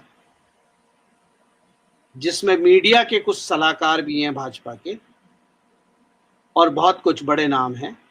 मैं नाम लिख के अपने टेलीग्राम चैनल पे और गैप पे लिखूंगा अगले 15 दिन के बाद। जी सर, एक इम्पोर्टेंट प्लेयर को हमने मिस कर दिया है। आपने उनके बारे में थोड़ा सा बताया। भीम आर्मी, बस बीएसपी मायावती के डेफिनेटली वोट्स को टेक ओवर करने की कोशिश कर रही है, और मायावती भी काफी पीछे कुछ टाइम से प्रो ब्राह्मण, अगर देखा जाए तो लास्ट इलेक्शन में उन्होंने बहुत प्रो ब्राह्मण अपने आप को प्रोजेक्ट करने की कोशिश की थी। What is she up to? वो कहाँ फिट बैठती है इस पूरे देखो, सिनेरियो में? इस यूपी चुनाव में मायावती जाएंगी भाजपा के साथ। ये मैंने आपको 2 साल पहले भी लिखा था अपने ट्विटर पे, बंद होने से पहले, और आज भी वही बात बोल रहा हूँ कि पूर्ण रूप से कोशिश ये है, और जो पीछे की जो निगोसिएशंस हैं वो यही है कि मायावती भाजपा के साथ आए और मायावती अपने दलित वोट को कंसोलिडेट करें। इसी को भांपते हुए भीम आर्मी को खड़ा करा गया है ताकि वो मायावती से दलित वोटर छिटक ले।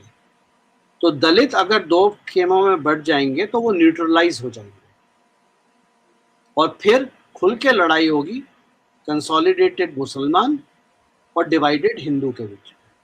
तो उसमें देखो, यूपी का खेल नंबर गेम है, 5 से 10%। और कांग्रेस कभी नहीं, कांग्रेस का ध्येय ये नहीं है कि हम सरकार बनाएं। कांग्रेस का ध्येय ये है कि भाजपा को बहुमत ना मिले। अगर भाजपा को बहुमत नहीं मिले तो वो भाजपा में से ही जयचंद निकाल के सरकार बना देगी जो कांग्रेस के नक्शे कदम पे चले। तो केंद्र में भी अगर आप देखें तो कांग्रेस की कोशिश ये नहीं है कि वो 272 ला के मेजोरिटी सरकार बना ले या यूपीए का मेजोरिटी। उसकी कोशिश केवल ये है कि भाजपा, या यूं कहें कि नरेंद्र मोदी 272 सीटें ना लाए, 270 ले आए, 265 ले आए, 260 ले आए, कांग्रेस की जीत उसमें पक्की है। जी सर, इस पूरे गेम में अखिलेश प्रियंका गांधी के पप्पू हैं या प्रियंका गांधी के बैठ कर प्लानिंग करने वालों में है साथ में? क्योंकि जो जिस तरीके से चीजें निकल के आती हैं, जो अंडरस्टैंडिंग है, ऐसा लगता है कि अखिलेश को या आगे करके प्रियंका गांधी पीछे से डोर खींच रही हैं, और वो आगे देखिए, एग्जीक्यूशन 3 लेवल में अखिलेश चल रहा है। अखिलेश यादव अखिलेश यादव प्रियंका गांधी के सचिन पायलट है। जी। अब बाकी मेरे जो मुझे रेगुलर पढ़ते हैं वो समझ वो गए मैंने क्या हाँ कहा। जी। जी। उसको उसकी व्याख्या करने की जरूरत नहीं है, मैंने बहुत कुछ कह दिया आपसे। जी। जी। तो सर एक या दो क्वेश्चन ले लेंगे। सरगम चैटर्जी का है, it is too early to predict who will win UP elections 2022। I think madam आपको थोड़ा सा वेट करना पड़ेगा, क्योंकि आप अभी ये ना। देखिए, मैं देखिए प्रिडिक्शन मैं तब करता हूं जब मैं स्वयं काफी समय ग्राउंड पे निकालता हूं। पिछले 1.5 साल से कोरोना के चक्कर में बंद हो गए हैं घर पे। मैं अपने घर के बाहर भी नहीं निकलता हूँ। बस एक बार कश्मीर गया था, 3 बार कश्मीर गया था, 2 बार बंगाल गया। तो यूपी इलेक्शन अभी थोड़ा कोरोना खत्म हो जाने दीजिए, मेरा सफर यूपी में शुरू हो जाएगा, उसके बाद मैं बता दूंगा। पर आज की डेट में अगर आज के जो सर्कमस्टांसेस हैं, अगर उस पे जाया जाए तो योगी जी हमारे मुख्यमंत्री बनेंगे फिर से। जी, एक क्वेश्चन है राजे एस जी का, कि फार्मर्स एजिटेशन का क्या फर्क पड़ेगा यूपी इलेक्शंस पर? कुछ नहीं फर्क पड़ेगा। वेस्टर्न यूपी में थोड़ा बहुत फर्क पड़ेगा, थोड़ा बहुत, बहुत माइन्यूट। और ये उनमें फर्क पड़ेगा जो दलाली का काम करते हैं। देखिए, मैंने फार्मर प्रोटेस्ट पे अपने ब्लॉग पे 3 आर्टिकल लिखे हैं और सैकड़ों ट्वीट लिखे थे जब मैं ट्विटर पे था। फेसबुक पे भी वो मिलेंगे, टेलीग्राम पे भी आपको मिल जाएंगे। फार्मर प्रोटेस्ट को खत्म करना अंडे वाली एनालॉजी है, that the egg should break from inside. Farmer protest किसी भी वचनबद्धता अगर सरकार देती है, कोई वचन देती है, कोई आश्वासन देती है, फार्मर, पहले आपको समझने की जरूरत है कि फार्मर है कौन, और फिर आपको समझने की जरूरत है कि भारत का किसान विश्वास कैसे करता है। देखिए, एक चीज होती है विश्वास करना, आश्वासन देना, कागज पे लिखना।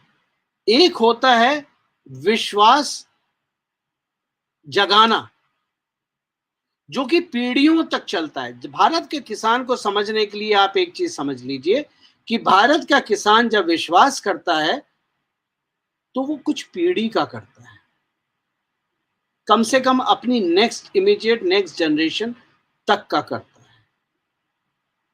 ये कोई कानून से खत्म नहीं होगा। जब किसान के हाथ में फसल की नकद पैसा आना शुरू होगा, और ये एक बार के करने से नहीं होगा, 2 बार के करने से नहीं होगा, ये 3, 4, 5 बार करने से होगा, तो किसान को विश्वास बंधना शुरू हो जाएगा।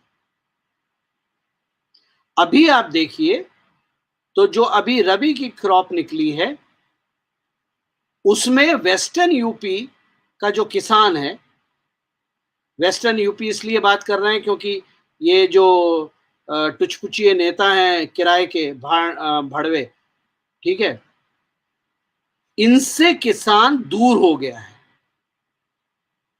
आप किसानों के बीच में जाइए।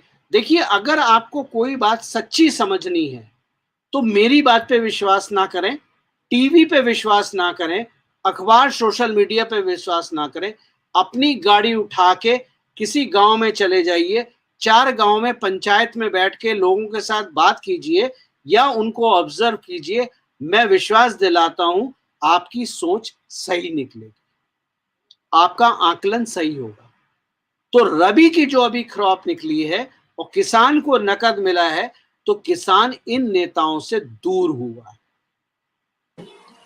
आने वाले समय में यूपी चुनाव से पहले अभी एक खरीफ की क्रॉप आएगी दिवाली के वक्त, और उसके बाद एक रबी की क्रॉप और आएगी अगले फरवरी मार्च में, चुनाव से पहले, जिसकी खरीदारी होगी। अब इस बार तो उम्मीद है कि मतलब क्रॉप तैयार होने से पहले ही बिक जाएगी। तो जी। वो जो पैसा किसान के हाथ में नकद आएगा, ये तो 3 बार का साइकिल हो गया, तो किसान अपने आप मोदी और योगी के पीछे खड़ा हो जाएगा।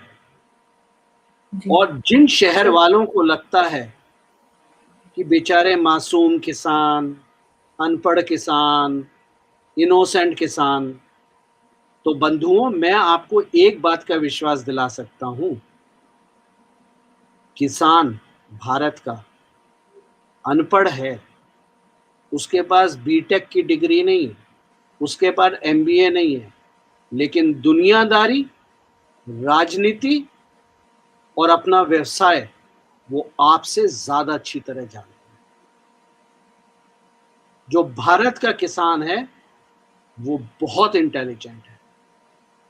वो जी। आपको देखने में बुरा लगेगा क्योंकि आप लोगों को, हम शहर वाले लोगों को कपड़े देख के और उनके जज करने अपीयरेंस की को आदत है। जज करना शुरू कर देते हैं। जी। किसान अगर सर सोता हुआ किसान अपने हाथ में फसल ले लेना तो हाथ में पकड़ के बता सकता है कि वो अरहर है या या मसूर है। गेहूँ है। जी। राहुल गांधी के सामने रख दो तो भी वो अरहर और मसूर में डिफरेंस नहीं बता सकते। जी। तो सर एक लास्ट क्वेश्चन। सॉरी। भारत के किसानों को मूर्ख समझने की गलती ना करें। 2015 में मैंने लिखा था कि मोदी जी का अगले 10 साल का जो रन अप है वो दो लोगों पे फोकस होगा, भारत का किसान और फौजी। और आप देख लीजिए जो मैंने लिखा था वही सच हो रहा है। मोदी जी का पूरा ध्येय फौजी पे है ताकि देश सिक्योर रहे, और किसानों पे है, लोअर तबके पे है, क्योंकि कौटिल्य अर्थशास्त्र के हिसाब से जब सबसे निचले तबके का पिरामिड में सबसे नीचे तबके पे बैठे हुए लोग संपन्न होंगे तो वो जो इकोनॉमिक इंजन शुरू होता है वहां से उसको कोई रोक नहीं सकता। सर लास्ट क्वेश्चन लेंगे, अजय शर्मा जी का है। इन्होंने पूछा है कि जितिन प्रसाद का क्या रोल होगा बीजेपी देखिए यूपी। देखिए जितिन प्रसाद का भाजपा में आना जितिन प्रसाद की मजबूरी है और भाजपा की रणनीति है, क्योंकि 2017 में जो राहुल गांधी ब्राह्मण लड़की से शादी कर रहे थे वो कांग्रेस, वो प्रियंका गांधी, राहुल गांधी, अखिलेश यादव 2022 में एंटी ब्राह्मण नैरेटिव बना रहे हैं। जब एंटी ब्राह्मण नैरेटिव बनेगा तो जतिन प्रसाद जो कि खुद ब्राह्मण हैं उनकी जड़ें कटेंगी और उनका फ्यूचर ब्लीक नहीं है, बंद हो गया डिब्बे में। तो जतिन प्रसाद को अगर अपना कैरियर देखना है, पॉलिटिकल कैरियर, तो उनके पास कोई अदर ऑप्शन नहीं था बल्कि यही था कि वो भाजपा में आ जाएं ताकि भाजपा सभी हिंदुओं को लेके चले जिसमें ब्राह्मण भी आते हैं। भाजपा का फायदा ये हो जाएगा कि जो एनडीए, जो राहुल गांधी इत्यादि एंटी ब्राह्मण नैरेटिव बना रहे हैं उसको काउंटर करने के लिए उन्हीं के खेमे में से निकला हुआ व्यक्ति सामने खड़ा हो। जी। तो ये देखो पॉलिटिक्स में दल बदल हमेशा अपॉर्चुनिटी पे होता है। अगर आपको लगता है आइडियोलॉजी है, फिलॉसफी है, समर्पण है, ये है वो है, तो ये सब मूर्खतापूर्ण बातें हैं। प्रैक्टिकल धरातल पे ऐसा कुछ नहीं है। मुकुल रॉय भी इसलिए छोड़ के नहीं गए कि वो टीएमसी से डर गए थे। मुकुल रॉय इसलिए गए क्योंकि जिस मुकुल रॉय ने त्रिपुरा जैसे राज्य को भाजपा की झोली में डाला, उसी मुकुल रॉय को दिलीप घोष और कैलाश विजयवर्गीय जी ने साइड में खड़ा कर दिया था बंगाल के, जबकि Mukul Roy should have been on the forefront of Bengal election, लेकिन उनको फोरफ्रंट नहीं दिया गया और उनको साइड में रखा गया बिना काम। उनको बोला कि आप घर में बैठिए, आपका कोई काम नहीं, हम मैनेज कर लेंगे। ये बिल्कुल वैसी गलती है जैसी दिल्ली चुनाव में दिल्ली के जो भाजपा के पुराने कार्यकर्ता हैं, बहुत पुराने कार्यकर्ता हैं, स्ट्रैटेजिस्ट हैं, उनके हाथ में दिल्ली की रणनीति ना देके आपने वो रणनीति राम माधव, मानस डेका और वो एस से क्या नाम है राम माधव का चेला, उनके हाथ में पकड़ा दी थी। वो असम का है, असम सॉरी हैदराबाद का है शायद। उनके हाथ में पकड़ा दी थी जिनको दिल्ली की गलियां भी पता नहीं है। तो जब आप भाजपा की बात करते हैं, जब आप बंगाल की बात करते हो, मैं कई बार बोल चुका हूं, बड़े विनम्रता से बोला है मैंने कि अगर आपको लगता है कि अमित शाह और नरेंद्र मोदी की आंखें बंद हैं या उन्हें बंगाल दिखाई नहीं दे रहा है या वो मौन धारण कर लिए हैं, ऐसा कुछ नहीं है। आपसे और मुझसे ज्यादा चिंता बंगाल की मोदी को और अमित शाह जी को है, क्योंकि बंगाल केवल एक राज्य नहीं है, एक भारत के लिए स्ट्रैटेजिक लोकेशन भी है जी। लेकिन हर काम तलवारबाजी से नहीं होता है, उतावलेपन से नहीं होता है। ठीक है, बड़े दुख की बात है कि हमारे कुछ युवा महिलाएं के ऊपर अत्याचार हो रहा है, शर्मनाक बात है, दुख होता है, लेकिन इस लड़ाई में वो आहुति भी दी जाती है। जी सर, एक लास्ट क्वेश्चन। अर्जुन महाभारत के युद्ध में पांडवों की सेना में बहुत से सिपाही महारथी मरे गए थे, लेकिन हर महारथी के मरने पे अर्जुन ने, कृष्ण ने छातियां नहीं पीटी थी। धर्म युद्ध में आहुति दी जाती है और ये बहादुर लोग अपनी आहुति दे रहे हैं, जिसका हमें दुख है। लेकिन जैसे मैंने कहा, राजनीति में उतावलेपन से काम नहीं होता है और मोदी की नीति कभी भी उतावलेपन की ना थी, ना है और ना होगी। जी सर, प्रशांत किशोर पे डेफिनेटली बहुत लोगों के क्वेश्चन आए हैं। What is the role of Prashant Kishor in UP and 2024? This will be the last question. फर्क ये है कि प्रशांत किशोर को पैसे कमाने, मुझे पैसे कमाने नहीं है।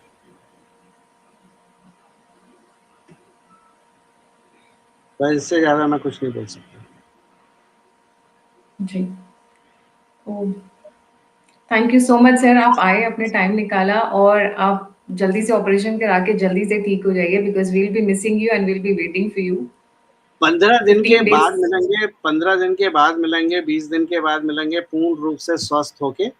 लेकिन जी। अगर कोई इम्पोर्टेंट विषय आता है तो आप मुझे कॉल कर सकते हैं, मैं आ जाऊंगा। फर्क ये है कि शायद मेरे कहीं पट्टी वट्टी लगी हो, लेकिन मैं आ जाऊंगा। राष्ट्र सबसे पहले है, तो लोगों के मन में अगर कोई कंफ्यूजन होता है, कुछ बेचैनी होती है, तो उसको दूर करना शायद हम लोगों का कर्तव्य है।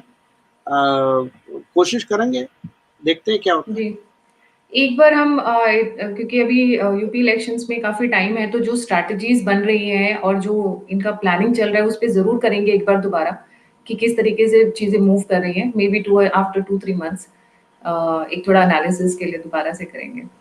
तो thank you so much sir for coming. I am sure and get well soon. मैं आपके टेलीग्राम चैनल का link I post it so that जितने भी व्यूअर्स हैं वो आपसे कनेक्ट हो सके डायरेक्टली। जय श्री राम। जय श्री राम।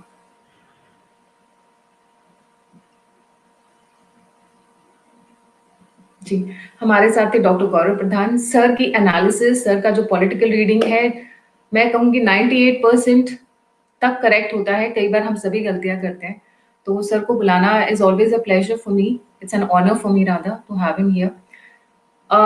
तन्मय चौहान जी, आपका जो टॉपिक है मैं ऑलरेडी उस पर काम कर रही हूँ। आपने कहा फेमिनिज्म पे, पर उस पे मैं डॉक्टर गौरव प्रधान को नहीं, मैं कुछ वुमेन फेसेस को लेके आने की कोशिश कर रही हूँ। कुछ लोग पढ़े हैं तो भागना पड़ता है, बट बहुत से लोग रेडी भी हैं, so I am working on it. Please मुझे थोड़ा सा टाइम दीजिए। एक रिक्वेस्ट है, बहुत से लोग आके वीडियोस देख के चले जाते हैं, एक एफर्ट जाता है, जैसा कि गौरव प्रधान जी ने भी कहा और मेरा भी है। मैं एक खुद लेक्चरर हूँ, लॉयर हूँ। It is not a money making thing, पर जब आप लाइक और सब्सक्राइब करते हो तो एक मोटिवेशन मिलता है कि हाँ, मैं सही रास्ते पे हूँ, मैं सही काम कर रही हूँ, मैं सही इन्फॉर्मेशन लेके आ रही हूँ आपके लिए। So please do like, subscribe and share if you like the videos, and please comment section में give me more ideas, give me more topics that you want me to cover, मैं जिन पे लोगों को लेके आ सकती हूँ, with people you would like me to bring, जिससे मैं ये flow of thoughts, it's not only for politics, क्योंकि मैं सिर्फ पॉलिटिक्स और हिंदू मुस्लिम पे ही नहीं है, हमारा देश सिर्फ पॉलिटिक्स और हिंदू मुस्लिम तक ही नहीं है, उससे बहुत आगे है। तो इंटरेस्टिंग टॉपिक्स और आपके आइडियाज सुझाव, मुझे 2 महीने का टाइम चाहिए होगा, बिकॉज आई नो मेरा जो प्रेजेंटेशन है that is not very updated. I stay in a part of the world जहाँ पे कॉलर माइक तक नहीं मिलता है। सो वो इम्प्रूवमेंट के लिए, मुझे टेक्निकल इम्प्रूवमेंट के लिए 2-3 महीने का टाइम चाहिए होगा। When I visit to India then may be I be technically equipped. So please post your suggestions. I actually try and pick up, पीछे मैंने जो 1-2 टॉपिक उठाए हैं मैंने व्यूअर्स के सजेशन पे उठाए हैं। So thank you so much कि आप इतनी रात को भी मेरे साथ जुड़े हुए हैं, और मुझे अच्छा लगता है जब आप लोगों के फीडबैक आता है। इसी के साथ मैं गायत्री देवी विदा लेती हूँ। जय हिंद और जय श्री राम।